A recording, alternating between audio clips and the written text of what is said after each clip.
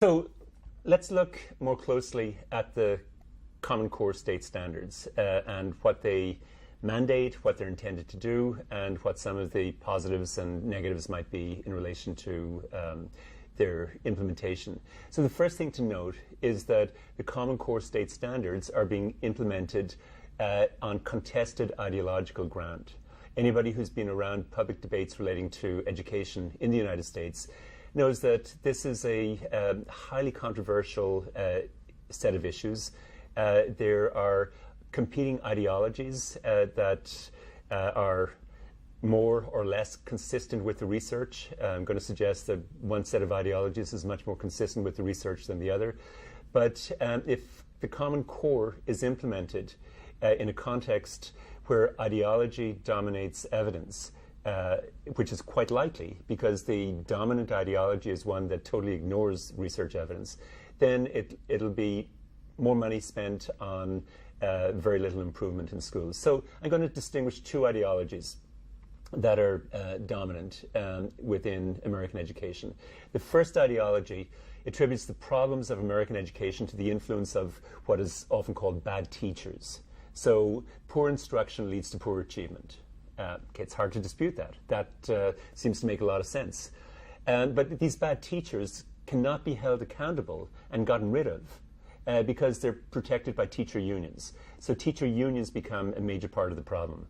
And the proposed solutions, once we take those premises, involve eliminating unions' right to collective bargaining, expanding non-unionized charter schools, and using high-stakes standardized tests to measure not only the progress of students, but also the effectiveness of teachers and the teacher education programs that certify them. So this is all put forward with a focus on greater accountability, greater rigor in the system. So we can go right back to the 1950s and the rhetoric of Vice Admiral Rickover, and we see the same echoes of getting back to the basics, injecting rigor into the system, making teachers accountable. And superficially, it seems quite reasonable. There was a film produced a couple of years ago called Waiting for Superman that embodied all of this rhetoric. For many people from the corporate world who have privileged access to politicians, this is the truth. This is what we've got to do. The only problem with this is that there's no research evidence, not virtually no research evidence suggesting that these premises are, have any degree of credibility. Obviously, we can get into debates about the role of teacher unions. We can get into debates about how we improve the effectiveness of individual teachers within schools. And clearly, bad teachers do not teach very well. But in terms of the big picture, there's no research that suggests that underachievement in American schools can be attributed just to the schools themselves or individual teachers in particular. The second ideology, which is one that the vast majority of educational researchers in the United States, as well as internationally, would adhere to, disputes the blanket generalization that American schools are failing. So it says, hey, come on, let's go easy on this literacy crisis rhetoric that has dominated the last 60 years. There's a literacy crisis in American schools, but it only focuses on, or it only concerns certain groups of students. In general, when we look at middle-class students in the United States, they're doing just as well as other highly effective or highly achieving nations. The problem in American schools is that students from low-income backgrounds, some students from immigrant backgrounds, and students from marginalized social groups tend to underachieve dramatically. The gap between these students in the United States is extremely high, amongst the highest in the world, and the gap between them and students from middle-class backgrounds. And the impact of factors like socioeconomic status is extremely high within the United States. So the problem in American schools, this set of ideologies, or the second ideology highlights, is that equity has not been sufficiently prioritized. And if we're going to improve American schools, we've got to look at the causes of underachievement and prioritize equity as a major goal. So these are two totally different ideological strands within the debate right now. And as I said, the reality is that all of the highly credible, world-renowned American researchers who are discussing these issues, people like Linda Darling-Hammond, David Berliner, and many others, have interpreted the research very much in line with that second ideology that says we've got to prioritize equity as well as excellence. So if we look at what the Common Core proposes, what are some of the characteristics about it, we can then think about how it fits into this social context where very different political perspectives are operating within education reform efforts in American schools. So, first of all, the Common Core state standards identify what students should know and be able to do at different grade levels, not how teachers should teach. So it doesn't mandate any particular pedagogical approaches. It says, here's what we need to focus on if we're going to raise achievement. We've got to have a common language to talk about what our goals are. We've got to have a common language in terms of what different states should be aiming for in education. A second point within the Common Core is that it highlights the fact that academic language is central to academic achievement. And we need to teach academic language right across the curriculum. It should be a focus for all teachers, not just the language arts teacher, not just the ESOL teacher. The science teacher is a language teacher, the math teacher is a language teacher, the social studies teacher is teaching language. And unless we build that into our school-based policies, unless we build that into our practices, students will not gain opportunities to develop academic language. And this is particularly the case for students who do not have academic language reinforced outside of school, namely students from low-income backgrounds whose parents may not be highly educated and who may not have a lot of access to books in the home. Again, these 2 points are totally credible. They're points that the vast majority of researchers would endorse, that we need to be clear about what it is we're trying to teach, and we need to prioritize academic language as a central element in everything that goes on in school. Then a third point is that the Common Core recommends a balance between fiction and non-fiction texts. It says in the elementary school we should be talking about half and half, rising to a 70-30 split by high school. And this caused a little bit of concern because language arts teachers thought 70-30 split, that seems very different than what we're doing right now.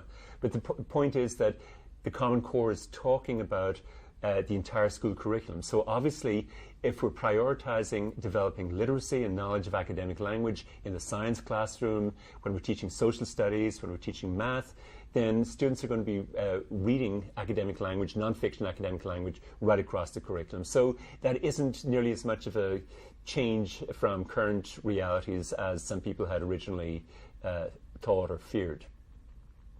Another aspect of the Common Core is that it emphasizes the importance of developing appropriate habits of mind through inquiry and higher level thinking. Excellent point. And if we look at students from lower income backgrounds over the last 10 years and obviously before that, what a number of people have highlighted is happening is that there's a pedagogical divide. Rich kids get inquiry, poor kids get test preparation because the tests have become so high stakes that any kind of projects that students might work on, any kind of collaborative group work, any kind of engaging science projects is off-task behavior because that stuff is not going to be on the tests. So this pedagogical divide is something that is reflective of what some people have called the Matthew effect. The rich get richer and the poor get poorer. And by highlighting the importance of inquiry-based teaching for all students, the Common Core, I think, has a lot to say about bridging that pedagogical divide. There's been some controversy in debates about the Common Core on the role of pre-reading activities. Things like tapping into students' background knowledge, activating their background knowledge, getting them prepared to read texts. And the Common Core emphasizes the importance of engaging students directly with the text with appropriate scaffolding but they were concerned that when they looked at what was happening in schools, they found that in some classrooms, the pre-reading activities were taking up much more time than the actual reading activities. And they want to readjust that balance. As I'll mention in a moment, there isn't a contradiction between these because activating students' background knowledge is crucial and it's part of scaffolding, and we need to do both. But what the Common Core is trying to achieve is to get students into actually grappling with the text, having students demystify how text works, developing students' awareness of how academic language works right across the curriculum, and that is really important. So if we look at how do we evaluate the positives and negatives in these emphases, let's look at the positives initially. First of all, the Common Core puts language squarely on the instructional agenda. So teaching academic language is not just for language arts class, but for all curricular content. That's a shift. It's not a shift in terms of the research literature. People have been saying this for the last 40 years. The initial highlighting of the importance of teaching language across the curriculum came in the United Kingdom in a report put out in 1975 called the Bullock Report, which highlighted the importance of teaching the language of science, teaching the language of social studies, building up students' awareness of language with content together. But that insight has been implemented only sporadically in different countries over the years. So the Common Core is reminding us that we need to integrate language and content, and academic language is a core focus for all teachers in all schools. This has major implications for teacher education. It's not enough for teacher education programs to develop good science or content teachers in a vacuum. They have to be effective teachers for the students who are in their class. So a science teacher needs to know how to teach science to ESOL students who may be at different stages in their knowledge of English. They may be, after 1 or 2 years, still very much in the process of catching up academically. If the science teacher doesn't know how to reach these kids, scaffold instruction, build up their academic language while they're teaching science, they're not going to be effective. So one of the issues when we look at the Common Core is that even though it does acknowledge the importance of scaffolding instruction for ESOL kids and for other kids, it doesn't necessarily get into the research evidence relating to the time periods required for students to catch up. We've had this research evidence for quite a long time, and it's been largely ignored by policymakers. It's an example of what Al Gore called an inconvenient truth, where because if we acknowledge that students may take 5 years or more to catch up academically, that requires that all teachers know how to teach students who are in the process of catching up. It also calls into question policies in relation to standardized testing of ESOL students. And so that reality has been ignored. If the Common Core is going to be effective for ESOL students, and effective generally, it has to acknowledge what the research is saying about the trajectories of catching up academically for ESOL and other students. But basically, the point is that the Common Core's emphasis on scaffolding as being necessary is important and one of the positives. And then the emphasis on content-rich nonfiction and inferences grounded in evidence from text is appropriate. Again, that may have been neglected in some schools, but that doesn't mean that background knowledge is not equally important. Okay, if we look at some of the negatives, obviously there are a lot of positives here. We've got inquiry back on the agenda. My fear is that schools may pick out aspects that they feel are appropriate and not focus on things that don't fit in with what they're currently doing. So to implement an inquiry-oriented curriculum for low-income students, that's a dramatic change from what many schools across the nation are doing. And it's one of the positives of the Common Core. So let's look at some potential negatives and what we need to do to avoid these negatives. A first potential negative is that the standards may become yet another set of high-stakes standards and be taught out of context through direct instruction with no connection to students' lives. So if they become that, if we have the standards up on the walls and we check them off as we teach them in isolation from each other, and then we test them all, we will make classrooms boring, ugly places. We need to take a much more holistic perspective on addressing the standards, and that means rethinking the way standardized tests have been used within the United States over the last 12 or 13 years. They have become counterproductive in the way that they have been implemented, particularly for students from low-income backgrounds. We'll talk some more about that later. If you want to get a sense of the downside of having a test-driven curriculum and the potential downsides of the Common Core State Standards being just yet another set of things to test, consider this letter that was written by a retired educator, a person called Alan C. Jones. He resides in Indiana.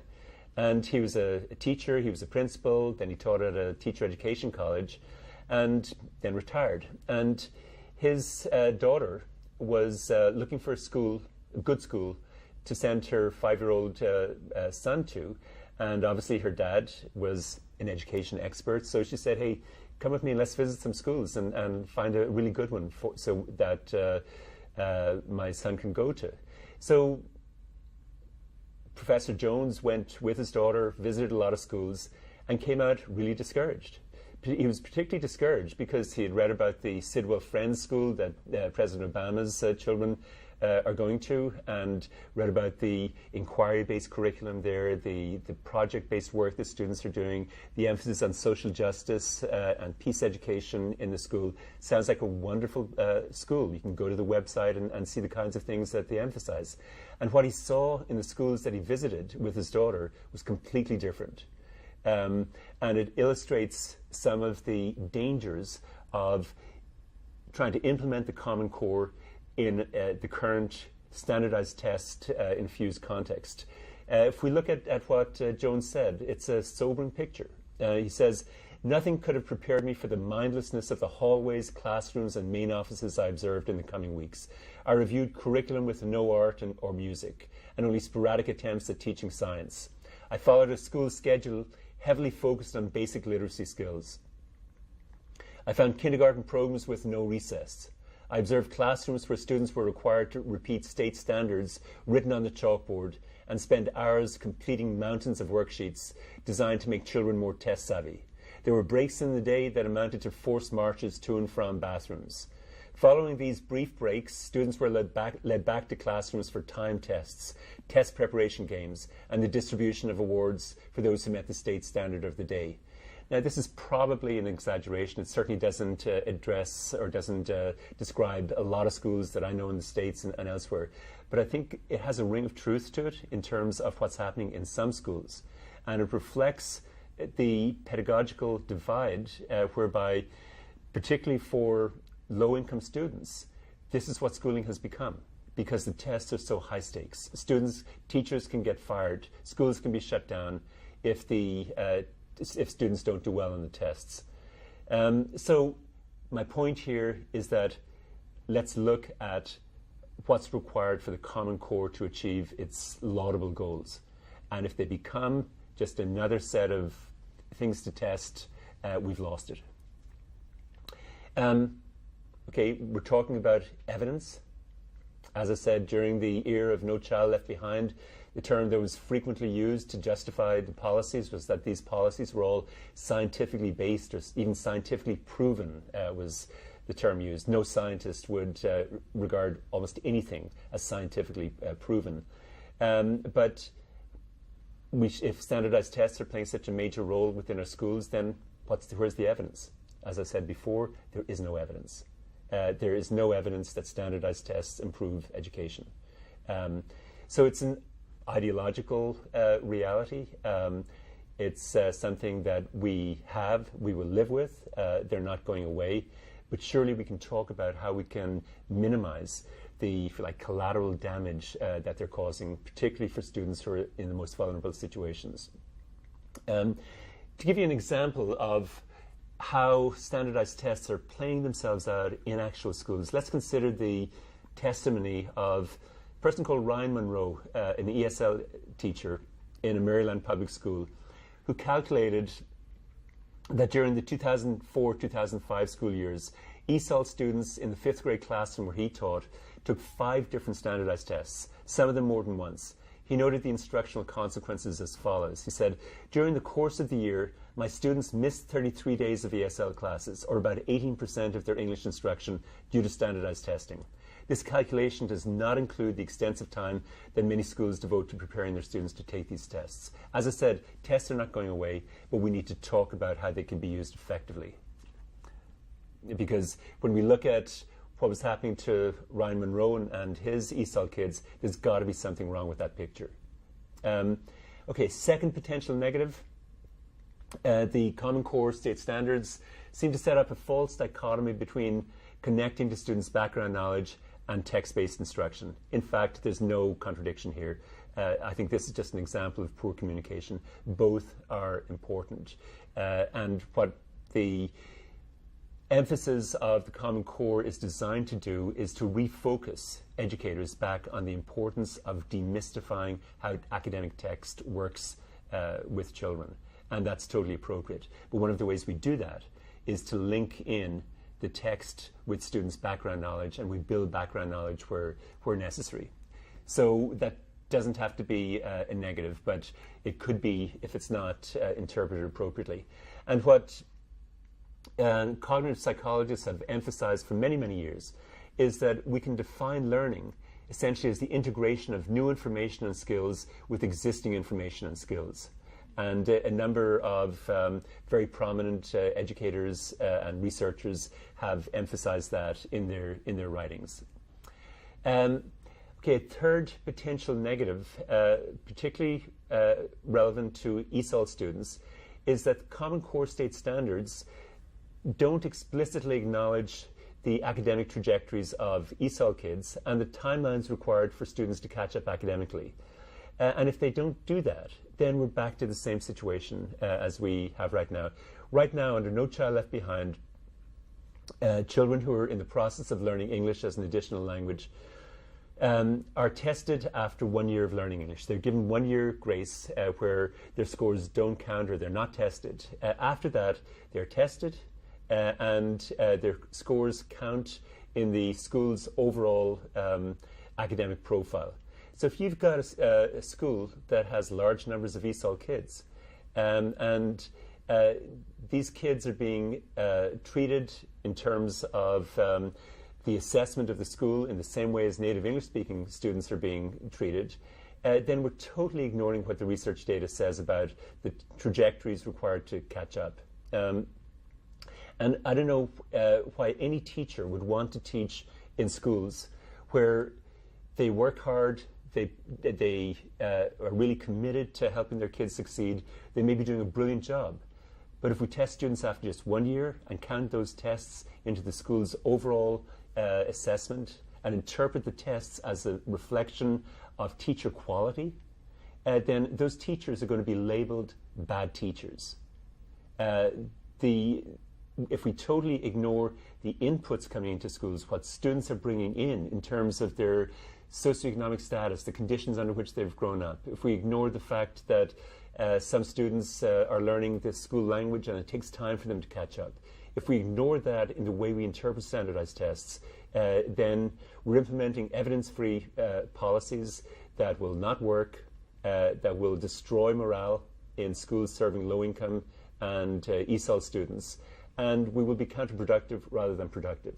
And there's quite a bit of evidence that that has been one of the legacies of No Child Left Behind because of the way it's been implemented. Its intentions are great, but you've got to tie those good intentions into what the research is saying rather than ignoring it. And again, the point here is that Common Core state standards need to address what the research is saying. Otherwise, they will go the same way as Reading First and No Child Left Behind generally. When we look at the data on this, I published a reanalysis of data from the Toronto Board in Canada back 1980, so more than 30 years ago.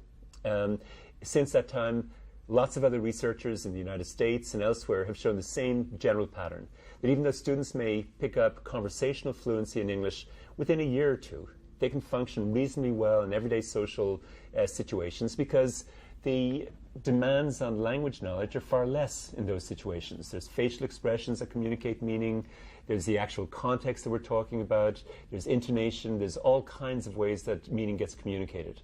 And we're talking about a relatively small number of words that we need to survive in everyday social contexts. Schooling is very different. We need far more knowledge of vocabulary, we need knowledge of complex syntax, we need knowledge of the conventions of how meaning is put together in written text. All of these things are very, very different than conversational language. And so if we look at some of the research that was done in California, they found after the implementation of Proposition 227 that mandated English-only instruction, they found that after 3 years of English-only instruction, a mere 12% of English learners in California had acquired sufficient academic English to be redesignated as English proficient. That's after 3 years. So the policy, the No Child Left Behind policy, only gives students 1 year.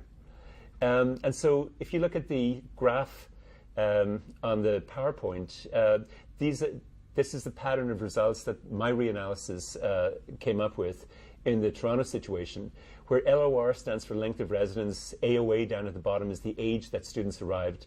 And so you see at the bottom there, LOR1, these are 3 groups of students that arrived, that were tested after they'd been in Canada for 1 year. And they're about 1.5 standard deviations below the mean. After 3 years, the students are 1 standard deviation. That's about 15 standard score or typical IQ score points. And it's 5 to 7 years before students are coming close to grade norms. And so if we ignore these data, don't expect magic to happen in schools.